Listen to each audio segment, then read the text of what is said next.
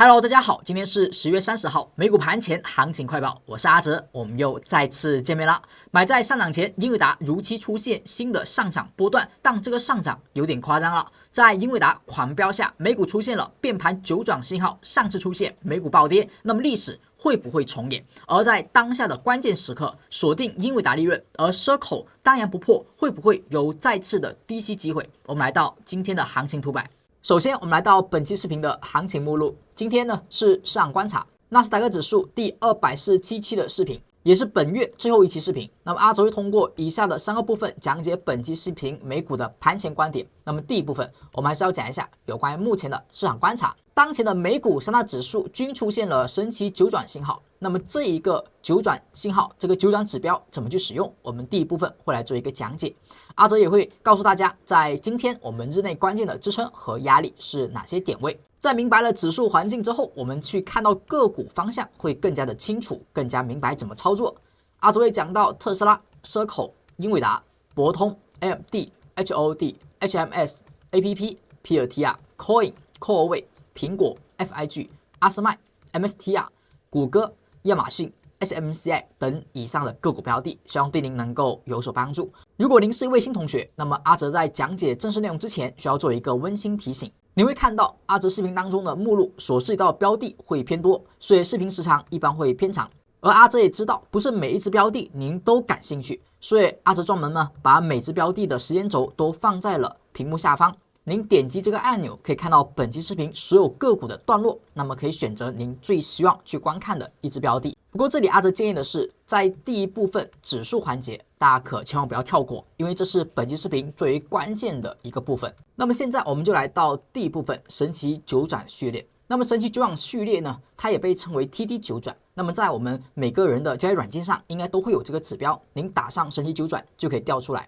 它是一个1到9的一个数字。那么这个指标的创始人他是预言帝汤姆·迪马克。那么他呢也是在全球市场当中都很有名气，因为他多次预测了许多市场当中的指数和个股的高低点，并且是多次精准命中。所以他的这一套神奇九转的指标也被很多人呢去研究和去进行使用。但是真正把神奇九转指标用好的人，特别是在散户群体当中，真正会使用这个指标的人是非常少的。而在上一次市场出现九转的时候，是在这一根大跌前的一天，这个9之后市场出现了暴跌行情。但是你也会发现，不是说每一个9产生后都会出现暴跌，像这个9产生后啊，它并没有出现明确的一个下跌行情。所以中9后有风险提示，但它呢也不是100%的。所以我们需要去学习如何更好的用好这个九转，以及怎么去确认市场当中的一个风险的产生。当时这个9后的暴跌更多的是黑天鹅事件，而不是一个价格的正常波动。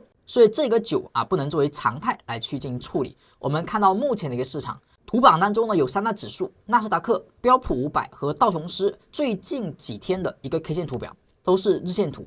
在图表当中，你会发现目前的纳斯达克指数来到了神奇九转的8号 K 线，而标普呢是9号 K 线，道琼斯也是9号 K 线。也就是说，纳指今天才会形成9，而标普道琼斯已经提前形成了9，这也是我们需要去关注的一点。那么纳指会不会今天形成9，还是说它不会形成9？它的条件是什么？我们稍后也会讲到。那么形成9之后，究竟是确认会下跌，还是说它只是一个调整，甚至呢它不会影响股价还会上涨？这些它都有没有一些确定的、明确的一些确认条件？目前我们看到这个图板，阿哲呢用这一个案例讲一下有关神奇九转的一些基础的使用。在我们本周的内部课程当中，因为市场出现了神奇九转，所以阿哲呢和露西老师也一起讲了神奇九转的基础使用以及进阶的用法，在周3和周4的内部课程专门对订阅同学进行一个开放和学习。如果您是新同学，还未订阅阿哲，也可以点击订阅，而后找到助教去学习我们的内部进阶课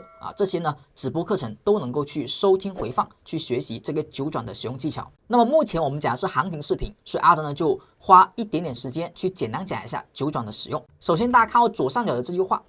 神奇九转呢，它的9的产生，市场意味着要预测转折，但大家注意，这个只是预测，不是确认。而我们真正去交易、去下单，需要的是多次的确认本次的反转有效。那么在9号 K 线出现之后，你如果已经有所盈利，那么每次遇到这个9，你是可以左侧还没有被确认之前去提前减仓是没有问题的。特别9号 K 线如果是明显的下跌 K 线啊，那么可以去进行减仓。那比如说像现在的市场，纳斯达克指数呢，它的8号 K 线是一根长下影线，这是一根吊颈线，连续的跳空上涨之后出现这种 K 线，本身就是一种风险。如果9号 K 线是一根阴线下跌，吊颈后下跌，是不是又结合9号 K 线？那其实这种位置，哪怕是一个预测性的转折，你也可以去进行减仓行为。那像道琼斯昨天长上影线，今天呢负线乌云盖顶。那么像标普是吧，它也是类似10日星，而第二天走出下跌 K 线，所以这个标普和道琼斯属于9后呢有所确认啊，已经转向下跌的这种动作，而纳指呢是长下影线、吊颈线，还差个确认。那么在9号 K 线产生之后，一般我们可以有3种方式来去明确这种确认的有效性。第一种就是9号 K 线后要有启动的方向性 K 线，如果是一个上涨的9，它意味方向转折可能是向下，那么我们需要一些明确的下跌 K 线的产生来去判定它会出现的是反向的走势。比如说这个9后啊产生的是什么动作呢？啊，是一个10日星后的下跌，这是不是一种 K 线的启动反向信号？所以这里开始出现了一个调整。当然有时候我们也可以比较直接，就是把9号 K 线的高低点做一个防守位，如果跌破9的低点是吧，那么9号 K 线的整个区间成为了一个压力，那么市场后续也要小心啊，这是一个确认的启动信号。而市场如果在跌破9号 K 线之后快速的收回来，这个可能是一个无效跌破，那么这个地方呢就有可能还存在进一步上涨的空间。那像有时候出现9号 K 线啊，它的低点是不被跌破的，那这种基本上问题就不大，后续再次突破它的高点，那么行情呢依旧还有空间。所以这个地方我们9号 K 线呢后要去找到右侧的确认信号，会更加有利于我们去减仓去卖出。下跌的9也是如此，我们看到这个地方啊出现了一个下跌的9，下跌的9之后，市场是出现了连续3根阳线，而且后续突破了9的高点，是不是9后有明确的止跌动作？我们认为这里是一个9转折向上的更大可能，然后去买进会比你直接在9 K 线是大阴线的时候去抄底会更具有成功率。而我们上方这个9它是上涨的，上涨遇到9是上涨 K 线，那么这一天去卖出的一个意义可能不是说很明确。那么9后出现了一个冲高回落啊，是一个乌云盖顶，是吧？结合 K 线是一个启动下跌，所以这个地方我们去看跌，它的胜率会直接在9那一天去看跌会更好一些。而后第二种就是出现反向技术1啊，而后第三种是结合趋势阶段，你去判断会更佳。因为如果是上升趋势，你会发现很多时候啊，9后只是调一下就又创新高了。9后调一下又创新高，它只有在趋势的末尾产生的那个9后的反转，才更容易是一个大幅下跌的起点。而其他的9呢，更多时候是一个趋势的回调。所以，假如你用趋势去研判一个上升趋势产生之后，它很多时候的9后回调是找回调买点，而不是一个趋势的反转点。所以，当前的一个市场，我们看到纳指、标普和道琼斯，他们都处于一个上升趋势当中，短线的加速行情，所以出现9转，你可以做止盈去做减仓，但是不是说它一定会出现趋势的高点。在明确趋势反转之前，那么9转后的回调以找回调买点为主，只是短线目前要做获利兑现的准备，因为标普已经出现了9后下跌 K 线，道琼斯呢是9后冲高回落，也是一个破位的动作。而且都补了缺口，所以当下这种情况要相对有所注意，要小心。因为近期的上涨和英伟达有很大的关系，那么纳斯达克指数呢相对看跌一些。那么今天的9怎么会产生呢？我们更多的时候要看到5号 K 线，今天的9号 K 线的出现，它聊收盘价在23204.87之上，也就是要比5的收盘价高才会成为那根9号 K 线。那你会发现这个概率是不是极大的？不能说100%吧，因为你难保不会出现黑天鹅直接跌破5的收盘价，但是这种可能性就极低，所以9号 K 线基本上可以判定会形成。那么形成之后，如果是一根阴线下跌，那么结合8的长下影线为吊颈线，那么是确认它的一个方向更容易向下。所以9形成如果是一根下跌阴线，直接达成减仓条件，而后9号 K 线的低点如果后续再被跌破，则进一步应该做减仓止盈动作。反之，如果9后上涨或者9的高点被突破，低点不破，那么这种情况下，我们可以略微做止盈，但是整体依旧看涨，持股不动。那么在纳指出现这种情况后如果道琼斯以及标普能够顺势把9的高点反向突破那么构成一个前期的假破位的现象，那么效果会更好。那样的话，我们就依旧看市场短期还是会继续向上。除了这种情况，其他的时候，比如说道琼斯依旧保持9的低点被破位有效，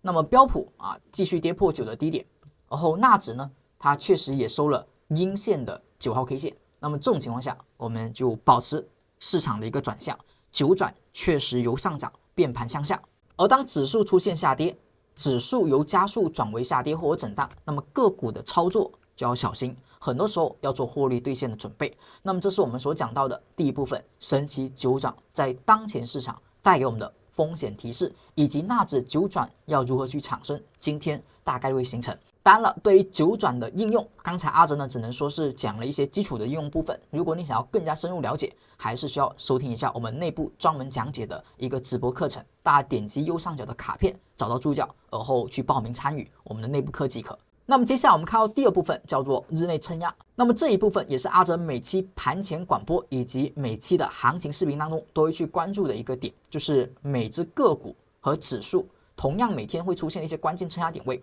它呢可以去佐证短线的多和空是否发生了变化。我们看到这个图表，图表右侧是纳指的日线图，而左侧呢是阿哲盘前广播的一些信息。只要您是我们的订阅粉丝同学，而后您找到助教那么您如果是新同学，那么您会有1个月的体验权限，能够每天美股开盘之前都收到这条信息。这个呢也属于我们的频道订阅粉丝观众的限时福利短信。在这条信息当中，阿哲一般会给到指数的一些盘前的提醒、指数的分析和个股短线上它的一个波段短线它的一个解析。而阿哲也希望这些内容对于新订阅同学能够起到些许帮助。很感谢您在首次见面就能够订阅阿哲频道，我们可以一起在频道当中学习技术分析和美股行情解析跟踪。而我们在第3部分的盘前广播当中将会讲到的是个股的点位和指数点位。那么这种关键点位怎么去用呢？正常来讲，您就看一下市场当中当天的收盘价，收盘价和阿哲盘前所给到的点位去对比。如果收盘呢在高点压力之上，说明突破了那个压力，短线多方保持强势。那么这种 K 线底下，阿哲一般会标记一个绿灯 K 线，这种 K 线就说明短线依旧保持强势，后续它只要保持这种态势，短线就依旧持股待涨，或者说依旧做多方买入为主。而反之，如果收盘价跌破低点支撑，说明出现红灯，红灯说明短线的多方变弱，空方走强，要小心延续和反转。所以绿灯只要保持就看涨，而出现红灯 K 线就说明跌破支撑，小心它的空方走强。那如果红灯后没有保持，而是立马转绿灯说明它只是一个洗盘，是一个砸盘，后续继续看涨就行。所以红灯为短线空方，而绿灯为短线多方。那看到最近的走势，它是不是在一个绿灯之后保持绿灯，然后产生了一个红灯？所以当时这一天阿哲讲过，应该减仓，因为要小心红灯的延续。但红灯之后立马转为绿灯，则告诉我们，在这种震荡当中出现了一个红灯为砸盘的现象。那么这个绿灯为再次的买点，而在这一天之后，市场持续出现绿灯，那么持续就看涨。而只要不出现红灯，整体的短线上，我们通过红绿灯来判定，就是短线依旧处于多方占优的处境。那么我们以做多或者是持股待涨为主。我们看到今天的关键点位，低点的支撑预测是23861.23，而高点的预测呢是24117.23。如果今天的收盘价跌破低点预测点位，那么会出现一个红灯 K 线，并且它是一个9转 K 线的9号 K 线，那么这一天将会是一个比较明确的风险。那么右侧应该做减仓行为，应该获利离场，或者说获利兑现一部分。反之，如果收盘价依旧在这一个价格中间，或者说在高点预测值之上，那么它就还保持绿灯，保持无灯。那么市场没有红灯，那么在红绿灯的角度，短线的多方依旧占优，那么整体风险就不大。所以通过神奇9转和红绿灯的判定，我们可以看到目前依旧是看涨的，只是今天会是个关键的一天。今天如果是9号 K 线，我们可以做短线的一笔左侧减仓。如果结合是一个红灯 K 线，那么减仓的幅度呢要更大一些。而如果只是九转，但是收阳，并且它可能还是绿灯，这个时候呢就依旧保持看涨，等待红灯的产生即可。那么每天这个红灯和绿灯的一个判定的价位，这个预测的高低点位，阿哲都会写在我们的美股开盘前的这个广播行情当中。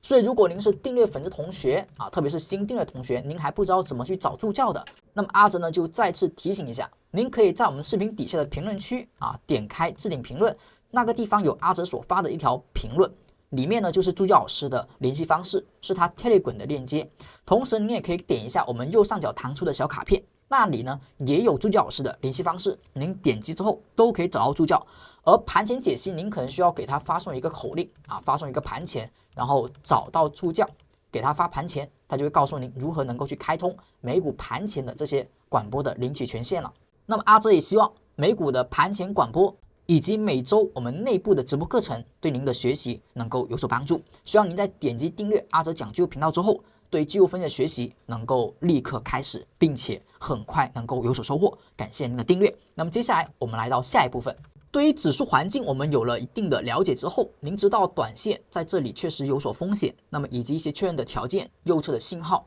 那么阿哲已经讲的比较明确了，也比较详细了。那么如果指数确实目前有风险，那么很多个股你会发现阿哲标注的都是红色块以及灰色块，还标绿块的就比较少了。所以很多个股目前处于一种进退两难，或者说等待方向的一个确认，以及可能已经确认弱势的这种走势了。那么第一只标的，我们看到特斯拉，特斯拉目前呢就有点进退两难。我们之前说过462.21作为关键的压力位，要有效的出现强阳突破，才认为它依旧往前高去走，并且还没有开始适当调整。但是目前它依旧还是没有突破462.21，所以这个压力位呢还存在。它没有有效突破之前，这个地方会有一个强烈的抛压区，它也是一个上涨的目标位。所以呢，要小心这里出现一个上浪高点，而后开始上回调。所以这个地方目前还无法去排除掉它是一个反弹。所以特斯拉越是在此处，越应该干嘛？越应该以减仓为主，而不是去想着上涨去追去加仓，而应该是减仓为主。等到有明确阳线产生之后，你在后续做回调买点都是来得及的，甚至突破阳线产生之后，你去追涨买进都没有问题。但在此之前，越靠近这个压力非常靠近的时候，不能做任何加仓动作，等回调买进，或者说突破加仓，突破回调买进。那么在这个基础之上，结合指数的环境，那么特斯拉不要轻易的再做多头压住。而接下来我们看到资金和动能上的表现。当下看到短线上特斯拉的红绿灯依旧是保持绿灯的，在这一根强势的低开高走阳线产生之后呢，市场出现了一周我们说5根 K 线的一个上行，整体还保持一个绿灯，所以保持一个看涨，当然是短线看涨。在波段上和在中长线上其实也都是维持看涨。波段呢，因为震荡行情，所以出现了一个由强势的多头趋势转为了一个震荡的收敛趋势。这种趋势之下，飘带的支撑将会转弱，目前往上去碰击上方的压力还没有有效突破，而走出长下影线，所以这个地方它也有点类似吊颈线的动作。如果今天收阴线转红灯，那么下方的飘带不一定能够撑得住。我们看到飘带的一个支撑位，当下上沿是在442.16，而飘带的下沿呢，目前是在437.058，这里是作为波荡支撑。如果它能够往下回撤，但是有很强的支撑，出现止跌 K 线，那有机会去突破。而这个地方如果出现的是快速的跌破阴线，直接砸穿，那么其实很容易就产生我们之前所讲的可能发生的适当回调。好，我们来看到目前的红绿灯的判定。低点的支撑今天是457.08，高点的压力470.13关注这两个数值。接下来我们再看到下的股票是 Circle。Circle 的一个行情走势是比较特别的，它处于一个低位盘整的过程当中。那么关键的阳线底下，它的开盘价附近是支撑，阿哲的就不再提了，前面有好多都讲了很多次了。目前就是处于两个阳线的撑压点位附近在震荡。上面的这一个支撑位曾经出现支撑反弹，被有效破位了，确认了2次，确实是压力。而下方呢也是多次的确认为一个支撑，所以这个位置是因为撑压点位在震荡。那么你可以做震荡的一个低吸高抛行情。但是阿哲这边呢，比较建议的是，我们可能看好它后续能够向上打开空间，因为它底下产生一些行情，就是在前方这种背阳支撑之下，多次这一根也是背量阳线，这里也是背量阳线啊，这里呢又是背量阳线，多次在这种地方附近产生背阳，所以这个区间附近的价位，我们认为应该是某些资金比较喜欢在此处去布局的一个价位，所以这种情况之下，我们认为在这个区间之内的筹码还是有价值能够去收集的。那么防守位就是前方这一波下跌，或者说这一根阳线的低点，只要不被阴线砸穿之前，我们以下跌找止跌低吸点为主，而后我们去看有一天去上破前期这里被跌破的一个支撑啊，看空间的打开，甚至是新一轮波段的出现啊。所以蛇口目前的一个筹码在此区域，阿哲认为有价值能够去收集。当然最好的就是它不要跌破最近出现的这根背量阳线啊，会更强，更容易向上。好，我们看到目前的一个短线走势上，当下从一个飘带的走势，你会看到波段呢是长时间的一个黄色飘带下跌波段，而后走出了一个震荡。最近有一段时间是紫飘带，但是被跌穿一段时间强势的破位之后目前的反弹像是反弹因为它左边有个大阴线没有去碰击，而大结构它是一个震荡，所以你会知道看似呢这个地方是一个震荡，是一个左边有大阴线的抛压，但实则呢是左侧这个地方呢是一个大量强阳线被跌穿之后形成的一个压力。接下来我们要看到是它这个区间附近能不能产生背量阳后缩量回调的一个买点。我们曾经说过三阴缩量梯量的连阴梯量。好，所以这个地方呢有一个缺口，目前也有支撑，背量阳线也有支撑，我们希望有一根阳线能够反包，然后站到飘带之上，构成再次的区域内的低吸买点。我们看到飘带的上沿，目前呢是在 137.962这个地方是飘带的上沿，如果能够收盘站上那么效果会更好。而后我们看到预测值低点的支撑是 127.525， 高点的压力呢是 133.895关注这两个数字，在这里如果支撑有效，出现红灯转绿灯，也可以构成激进型的买点。那么这个买点呢，阿哲认为如果出现的话，更有希望能够在这一次上行当中去突破我们所说上方的一个抛压。如果依旧跌穿，那么就还是在一个震荡的行情当中，还未产生方向，所以最好这里不要被跌破，短线才会慢慢的走强，回归波段的上行。那么下一只股票，我们再看到英伟达。英伟达行情的一个走势呢，它其实是出现了2次的突破，前期的一个震荡平台突破无效之后回撤然后也没有说有效的跌破前高，短期挖了一个坑之后重新站上，然后把这一个假突破的高点再次突破。所以这里呢，你可以有2个筹码区一个呢就是前期这些高点影线所产生的筹码，它属于一个支撑，因为它被无效跌破过所以这个地方呢属于一个支撑位。那么上方左边高点这个长阴线的下砸肯定是一个比较强的套牢区域，而后被快速的解套，所以它是一种抛压被快速修复的动作，所以这个区域它将会有一个压力转为支撑。好，那么它同时也是个高量的阳线，股价目前的走势，我们如果要去买进英伟达，那么更好的是等到它回到这2个价位附近寻找支撑买点。而我们在之前所讲的买点呢，其实是因为它挖坑之后的启动突破了前方的蓝 K 超跌反弹去买进的，所以买的仓位其实不算很多除非你后续是自己加仓那么还不错但是阿哲之前所讲到的买点更多是看一个超跌反弹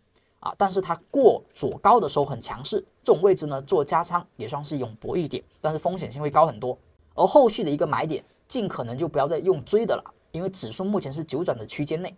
等回调找支撑去买进会更好。当然如果真的很强势它的支撑位这个缺口的位置应该也算是一个支撑，但是如果这一波真的翻回撤，这个支撑位能够撑住的概率就会低很多，不太现实在这里有支撑然后再启动。我们同样看一下它的短线资金和动能方面，我们可以看到英伟达呢出现了连续的黄 K， 黄 K 呢在阿哲的交易体系当中，或者说在这一个指标系统当中呢，是认为是一种超买波段超买的信号。出现黄 K 之后，一般就不要再随便加仓买进了。我们的买点是在市场出现超卖的时候，是吧？趋势看涨，指飘带回调出现蓝 K， 蓝 K 出现突破，而后价格呢又是一个连续的红灯空方当中转为一个绿灯 K 线，是吧？所以这2根 K 线呢，可以去构成买进，后续转为黄 K 之后再买就偏追涨，有风险啊。所以后续呢，黄 K 更多是等待一个止盈点。那么价格走势目前出现了一个最新的黄 K 产生并且有缺口，那么如果收一根阴线把缺口回补，然后黄 K 低点收阴跌破，收盘跌破，那么这里就是一个黄 K 后的止盈点，也是右侧的卖点。而我们的回落的方向正常就是看到刚才所讲的啊那2个撑压点位，而后就是飘带附近啊也可以作为一种关键的支撑。当然这个价位目前跟左边的高点是差不多的。而我们看到连续上涨之后呢，它是连续的绿灯啊，而后昨天是没有绿灯，所以如果后续转红灯就小心啊，价格走势它也有短线的风险。低点支撑是205.907，高点压力呢是213.322啊，关注这2个价位。如果收盘价跌破205.907，那么由无灯转红灯也算是一种减仓的信号，因为加速黄 K 遇红灯啊，应该减仓，说明容易有回调行情。像前期这里是吧，也是黄 K 之后遇红灯，是吧？它哪怕没有跌破，但是你也应该减仓。以上呢就是关于特斯拉、Circle 和英伟达的解析。那么接下来我们来到第3部分。第3部分呢，我们会讲到博通等一众个股，那么希望也能够对您产生些许帮助。但阿哲在这一部分因为标的比较多，所以我们讲的可能不会像前面3只标的那么详细，但阿哲还是会提到它的关键日内撑压点位和整体的趋势变化。第1支标的我们看到博通最近的走势也是很是强劲。它突破了左边高点之后呢，产生了黄 K， 而后连续2天黄 K。那么黄 K 走势如果是一个阳线，并且是实体很明显的放大阳线，一般这种黄 K 之后立马转跌的概率是不高的。所以实体强阳的黄 K 呢，一般说明还是处于强势的这种看涨意愿。后续如果转为小黄 K， 才更容易引发短期的调整，甚至是波段调整。像前期这里是吧，有一根10日线的黄 K， 一般这种10日线的黄 K 更容易发生这种下跌。所以当前的博通还是实体阳线比较强烈，下方量呢还在释放。这里要小心的是出现缩量的10日星或缩量的小 K 线，这个地方如果出现，可以作为一次减仓，然后仿包小阳 K， 我们再去继续看涨。所以这个后续的一个逻辑差不多就是如此。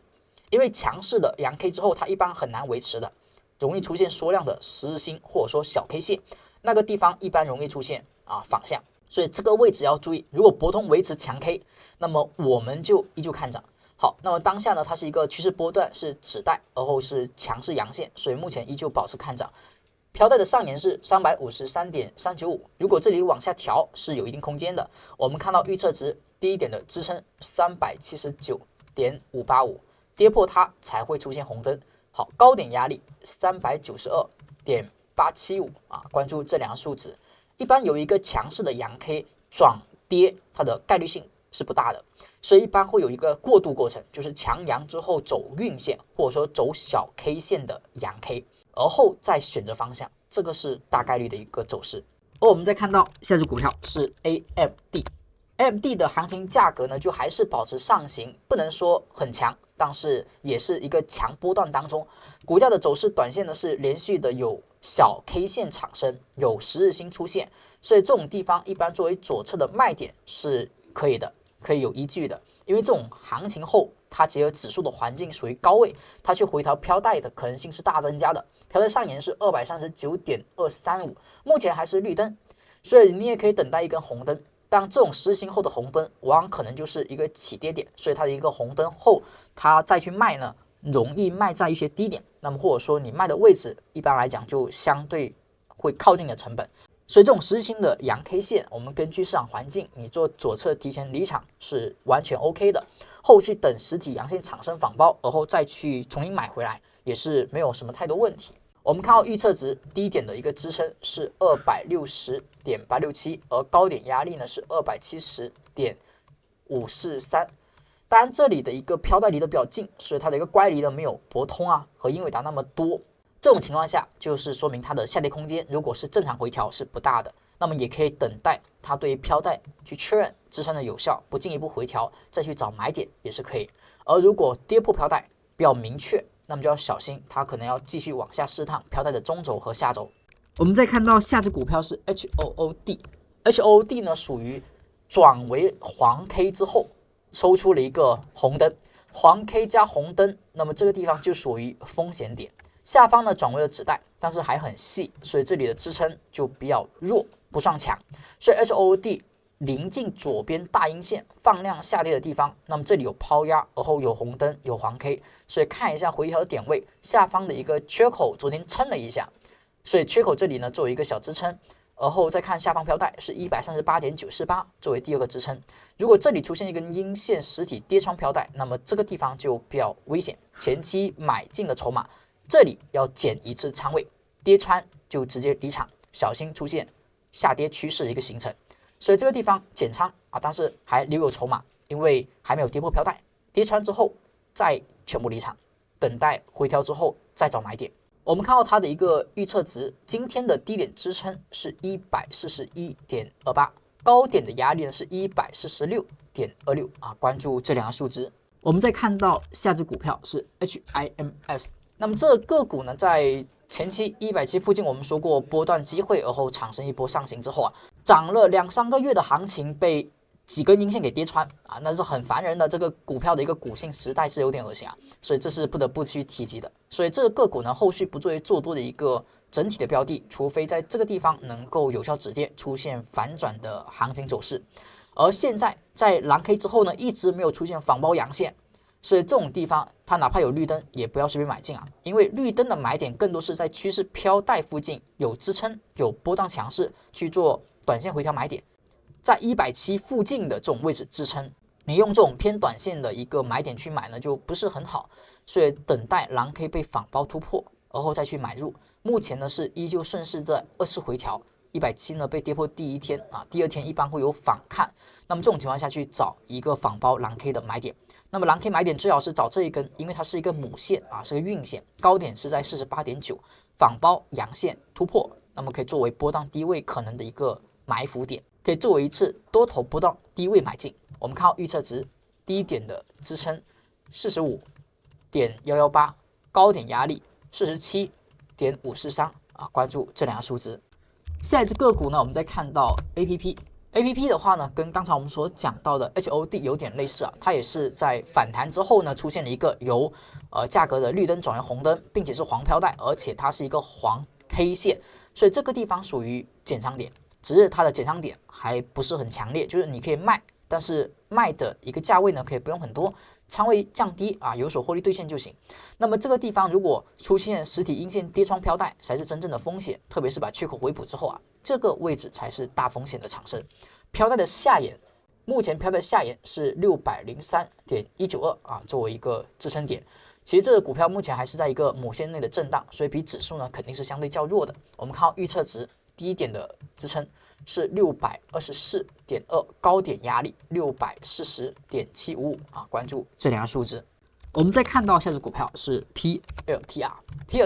啊，在2个10日星阳线之后出现了一个黄 K 的向上突破，这个走势还是比较强劲的啊，突破了左高啊。最近很多股票也是突破了左高，像谷歌也是啊，它的量能放大突破，那么这种突破还是强劲的，哪怕是黄 K 一样呢，我们说还是维持看涨。只是因为进入黄 K 之后啊，就没有必要再追了。我们的买点更多是在蓝色飘带，我们的买点更多是在紫飘带附近寻找由红灯转绿灯的一个买点。买入之后呢，目前依旧保持绿灯，保持看涨，等待红灯做减仓行为。下方飘带的支撑目前在 183.25， 那么离得有一定距离。再看到预测值，低点的支撑 194.65， 高点的压力是 204.01 啊，关注这两个数值。我们再看到下只股票是 Coin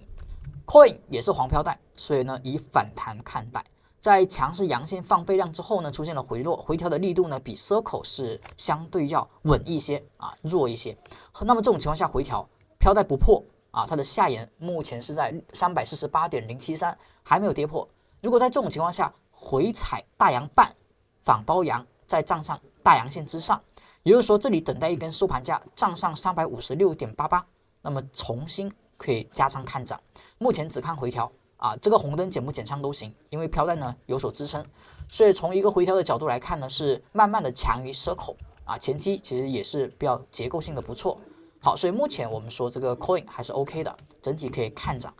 但是跌破飘带后啊，要做减仓，飘带目前只是没跌破而已。我们看一下下个买点就是仿包阳，而后绿灯会更好。低点支撑339.515，高点的压力是354.305，关注这两个数值。我们再看到下只股票是 Core 位，那么 Core 位它是不是也差不多是这种走势啊？就是股价呢突破了一个黄色带啊，那么压力呢没有反馈，而后反而有点像支撑的感觉，跟 Coin 有点类似。那么价格走势它还是一个波段的上行，那么前面的下跌呢只是一个砸盘行为，目前站上飘带，我们希望它能够更快的去新高。当前飘带下沿依旧作为支撑，而它的下沿是133.482作为支撑，如果这里转红灯跌破支撑，都是作为减仓点。不过目前还是保持的一个向上的绿灯，所以它呢比 Coin 以及比 Circle 那么短线上表现也更强一些。好，那我们看到预测值低点的支撑是137.025，高点的压力呢是143.235，关注这两个数字。下只个股我们看到 AAPL 苹果虽然没有红灯，但是阿泽呢标示了一个红色块啊，因为它的整体走势是一个黄 K， 并且黄 K 后是10日星再加10日星，所以整体走势啊有一定的风险性，除非后续继续收绿灯，然后实体阳线会好一点，不然的话当下是属于上涨动能走弱的，所以要小心啊。前期回踩出现了红灯后转绿灯，短线波段看涨，目前其实也看涨，只是从左侧来讲是一个风险区，要小心转红灯。低点支撑是268.405，高点的压力呢是272.705，关注这两个数值。而我们看到飘在上沿是在259.258，这作为波段的支撑。如果向下回调一下子调得太快的话，那么到这附近就没有必要卖了啊。这里是作为一个波段支撑的再次寻找买点。而我们再看到下只股票是 FIG 整体的动作是比较弱的，因为它在蓝 K 后没有反包阳，所以这一波下跌一直是红灯，蓝 K 后也没有上涨的买点，这个运线目前是被下破的，所以整体不是很好啊。但是前面这里是有一个强烈的一个大量的阳线，所以这个地方还是有支撑，它还是属于我们所讲的二次回踩的过程当中，只是没有买点。那么前面呢是跌破这个紫色带有效了。所以它跟我们的Circle差不多，属于一个震荡行情，但是它的结构没有Circle好啊，所以我们就可以去找做多点超跌反弹，但是不以此作为主要的方向。这里我们再找买点的话呢，你可以等待一个绿灯的产生，因为这里是跌破运线的第一根，跌破之后如果收出绿灯，说明跌破无效，方向有可能是要去上破运线，所以这里绿灯阳线可以作为一个短线的看涨点，博弈反弹。反弹的一个目标位可以是黄带下沿56.6，我们看一下预测值，低点的一个支撑49.291，高点的压力是51.725，关注这两个数值。我们再看到下只股票啊是阿斯麦整体走势下呢，它是一个指带，而这个指带呢一直是保持相对的宽度，目前是上破之后还是没有转为黄 K， 所以整体动能上还没有进入超买，它是一个红绿灯交错的过程，所以从红绿灯的角度，相对多空之间都比较强，它是一个不断的一个波动。当下的量能呢出现了一个略微的小背量过左高，所以这个突破有没有效呢？还不是很确定啊。量来说呢有量啊，有一定的量，但是价格太弱了，它是10日星，这个地方可能还要看一下方向选择，要有一根实体阳线去佐证突破有效，否则这里跟指数的位置一样有点尴尬，选择向下回调之后再向上突破的可能性可能会更大。我们看到趋势飘带的一个上沿是1025.731啊，这作为一个支撑，而短线的支撑和压力呢，低点支撑1067.838，而我们的上沿呢是1080.763啊，关注这两个数字。下一只股票呢，我们再看到 MSTR 就是纯的一个空方趋势啊，空方趋势下有蓝 K 有突破可以做买进，但是整体来讲呢，就是仓位不要太重，而且反弹空间呢不大，它的下沿是吧，一直是有所压力的。目前是回踩了一下，但是跌破了一个蓝 K， 所以整体的架构呢还是很弱，不以此作为做多的一个方向，最多看一下超跌反弹，但是超跌反弹它其实也就是左边这个密集区这里还没有消化完，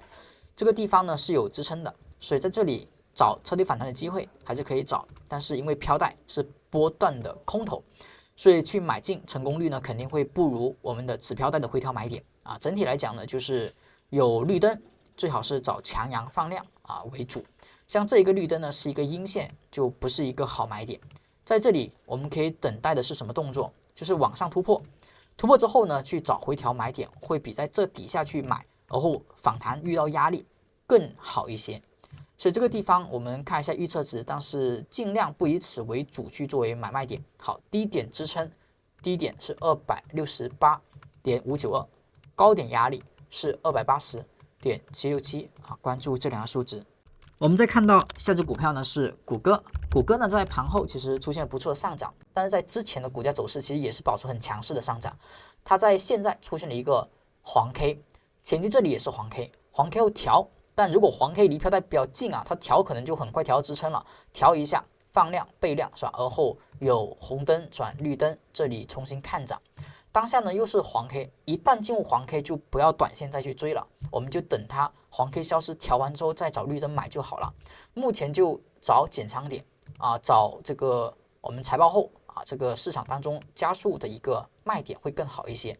飘带慢慢的已经是越离越远，乖离越远越容易引发回调，那么等回调后买会更好。高点的一个飘带上沿目前在256.403，我们靠预测值。低点支撑是271.8，高点的压力是279.34关注这两个数值。而后呢，我们再看到下个股票是亚马逊，亚马逊呢就属于一波上行之后一直是黄 K， 但是一直没有红灯，也没有右侧的下跌去离场的信号，所以黄 K 后呢可以左侧的卖出，但是要注意了，一般左侧卖点不要卖太多，因为你不能确定黄 K 它的一个多少的数量，它有可能会一直黄 K是吧？但黄 K 之后呢，如果确认下跌，它就容易调；黄 K 后确认下跌，是吧？这种位置就容易调。目前还差一个确认 K 线，但是这里哪怕调